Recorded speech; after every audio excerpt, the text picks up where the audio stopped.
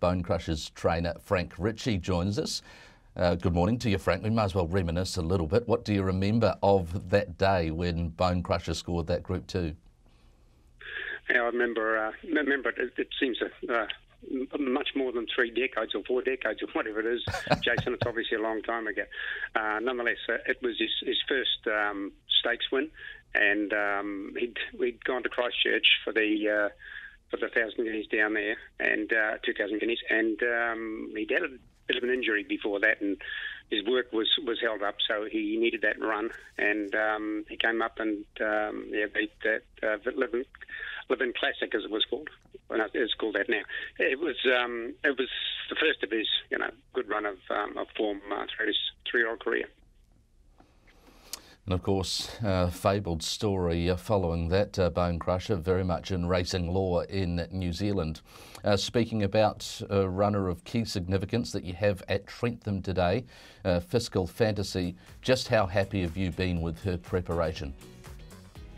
I'm very happy with her. She's a little champ. She's one of those horses that goes home and forgets about the day, irrespective of how tough and arduous it was for her, and just moves on. She's just a marvel that way, and consequently, she's here today. I contemplated waiting for the Herbie Dyke, but as I say, she keeps coming back to me and say, "Boss, I can do this." So here we are. We're just watching her second on Boxing Day in the Zabeel Classic behind True Enough. Look, she's not a horse that's had an abundance of luck this preparation either. She was presented and she was excellent along the rails. How have you assessed her recent runs? Yeah, she's as I've said before, a lot of her successes and good placings have been from good draws. That's the case. But the offset to that, of course, is that you can get caught on the fence, and it takes a bit of time to find your gaps. But she's been lucky on a couple of occasions and got them through, and so the good draw today will be very helpful to us, and we're very pleased with that. She's been up for a little while, but it's not like she's been over-raced. Her races have been very well spaced, and that Boxing Day run, there was, some 5 weeks or so between Pukekohe and that. Now you come to the Trentham Stakes, and I understand that the Herbie Dyke is a significant target. Where is she at fitness-wise? Is she pretty close to as good as she can be? Yeah, well, she's probably, she's been at a peak probably for her last couple of starts, and she can't. It's just maintaining that is the main thing. And as I say, we're mindful after each race that she has time to recover, and she's done so, as I said. So we're here. But she's, I'm repeating myself, but she's a marvel how she just moves on mentally and physically. Just a quick thought on your ideal race scenario from the draw and where you see her positioned in the running. I nearly almost always do a speed map on these races and work out where things should be. But Leith has ridden her so often now and knows her so well. He really doesn't need any help from me.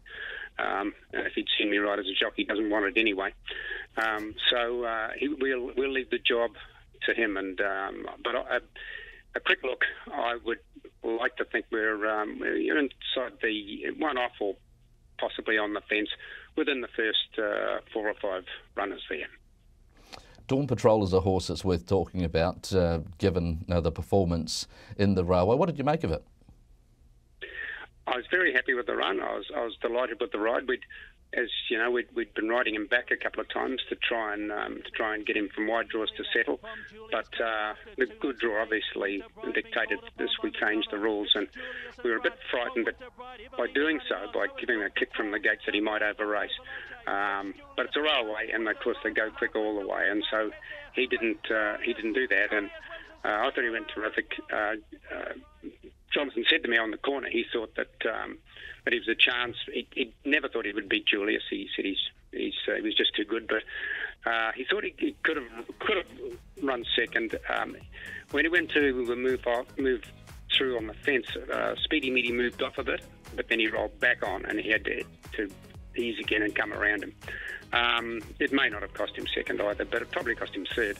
But still, he's relatively inexperienced for this type of racing, so I was very happy with it. Would you say that he's bang on track for the JR&N Burkett Telegraph?